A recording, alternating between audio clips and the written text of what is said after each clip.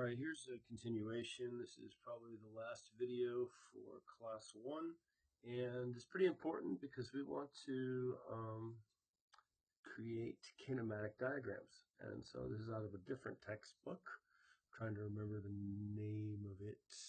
I think it's Myszka, spelled in an interesting way. Yes, I have it right here. Not that you can see it. It's spelled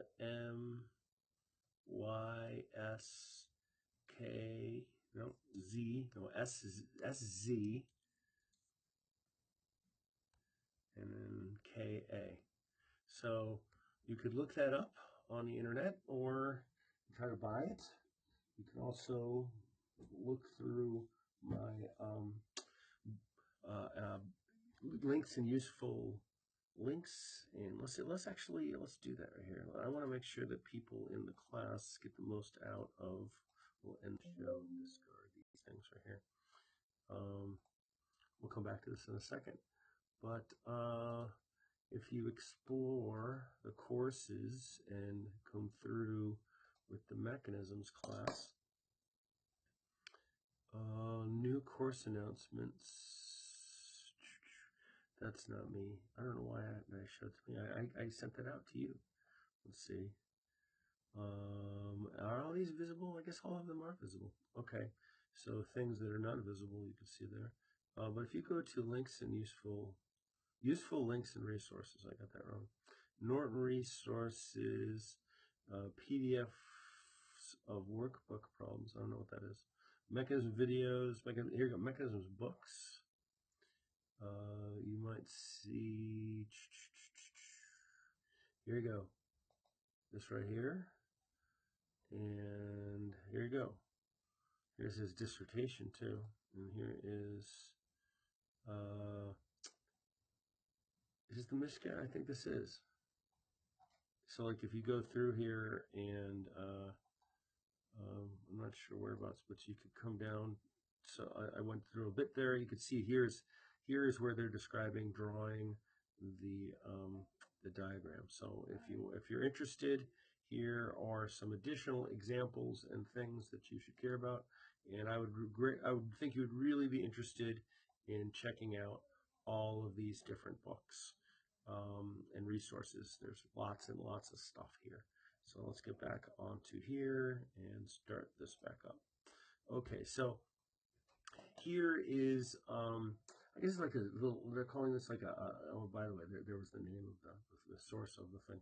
I think we were like cutting metal right here, and we would pull this handle down, and notably in here, right there is the crank, here's the connector, and then this is of course the slider, and we could represent it by this diagram right here.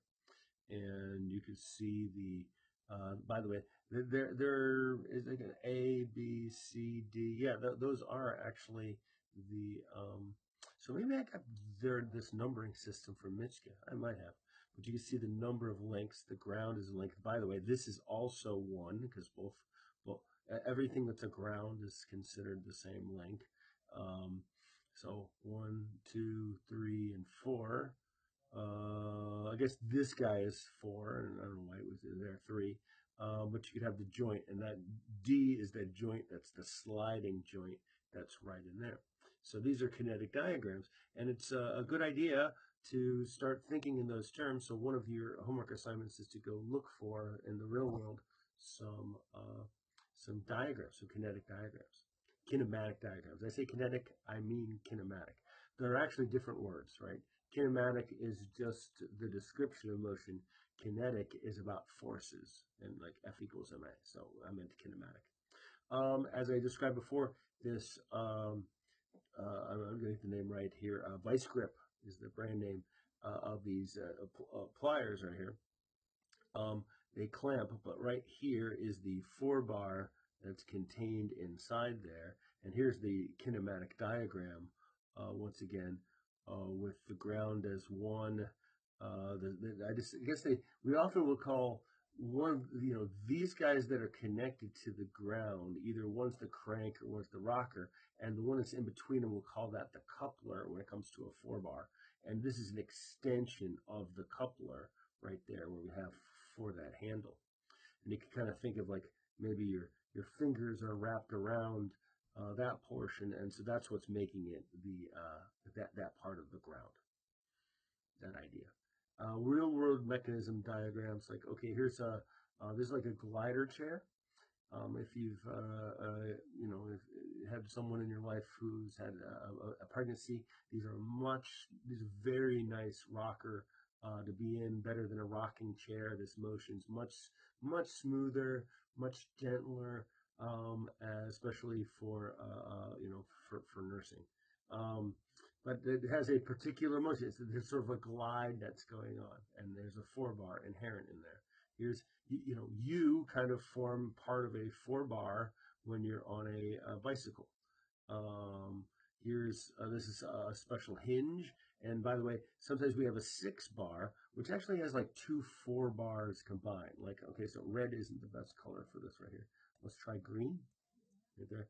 There is a 4-bar here, but we also has another 4-bar right on top of there. So there's actually 2 4-bars, and they form something called a 6-bar. There are 2 different types of. There's a Stevenson and a Watt 6-bar mechanism. Right here, here's a part of the suspension system on a off-road BMX type bike, right in there. So this right here is part of the link. Right, it's a ternary link, if they were calling it right there. That's connected right into there. So anyway, these are okay. And here's a thing that I had to build when I was at the Coast Guard Academy as an instructor in the Introduction to Mechanical Engineering Design. They had a lab, and everybody had to build something they called a finger engine. And you push your finger down on that, and this right here, I think actually there's an animation that's about to come up right here. Did I do that? Boom. Okay, yeah. So I'm ruining my animation. But here's like the ground right there. Here is the input rocker. Here's the coupler, and there's the crank right there. And so this is actually, you know, kind of backwards, and the resulting nature of that forms an issue when the crank I see here, this blue guy, he coincides with the green guy right there. When they line up with each other, we can get stuck. Like we can't because it can't.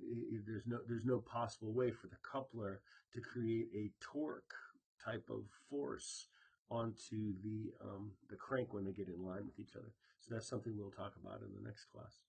Here's another example from another book. This is Stanisics. Don't know how to pronounce his name either.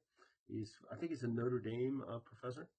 And so you're taking a look, and they're labeling the different types of links that are involved in this hood mechanism. So these are hopefully will give you some ideas of like things to look for in the real world that you might go out there and try to find, and then try to draw the kinematic diagrams and try to counting up the links and the joints, and hopefully also give you sort of a better idea of why we would be doing that. Right? We before we can design something, we need to get a better understanding of it. So that's one of our main goals. Notably here, something like they have 2 degrees of freedom. Well, here are a piston here and a piston there. So with those 2 degrees of freedom, when you have the hydraulic fluid that actuates these 2 hydraulic actuators, that will determine that those 2 pieces of information are sufficient to make this shovel into the position that you desire. So that's right there. There's your degree of freedom concept in there. Boy, I put a lot in there. There's also more stuff from Stanisics book right here. You can see for an exercise piece of equipment that had a lot of them. Another exercise piece of equipment. This is another mechanism from our good friend at Myszka, right? And he's got more complicated stuff. Here's another one. I think I might be putting too many in here. I hope the homework isn't one of these. Here's one out of the book, out of Norton's book. And you can kind of see, and once again, you know, we don't see a lot of these half joints. It's although I really would have thought that that would have been considered a half joint. Really would have thought that. Although here you go, this one doesn't have half joints going here. This one has two half joints, and where are those half joints going to be? I believe, boy, I think it's going to be right here. I think that's got to be one of the half joints, but I gotta wonder about that guy right there too. I honestly, I'm not 100% sure of where these half joints are supposed to be in this piece. I didn't go counting up the joints. Maybe I should have, but I don't think this moment right now is the exact time to do it. So I'm not gonna. I'll say, wait, oh, wait. Here you go. Is this the same? Whoops, is this the same? You got this guy right here, and that guy. What about the, no, I guess I just went to the same one. Boom. All right. So I guess that's it for this evolution for class 1. So I wrote up, okay, when I was doing this, well, I didn't do this problem in my notes. Did I not do that problem? Let me go back to this other one. I did this problem right in here, because you could get a different, no, I got the same thing as they did. You need to exaggerate some parts. That's my notes to myself. One right there. But I really thought that this right here would be, I guess they're rolling it because it has a roller. It only really has one. It doesn't, it's not going to slide. Yeah. I think because it's a roller, it's intentionally not sliding against the thing. That's the reason why it's not in there. But you could try to do this for yourself and try to see if you can rationalize all of those yourself. I think I did as well. And this one too. So try those out and diagnose them and see, because this is out of their solution manual. I'm 100% sure. So try it out and see if we get the same thing. All right, that's it for me. Discard all that stuff. And let's see if we can stop this video. What, is it still going? There it is. All right, cool. Goodbye.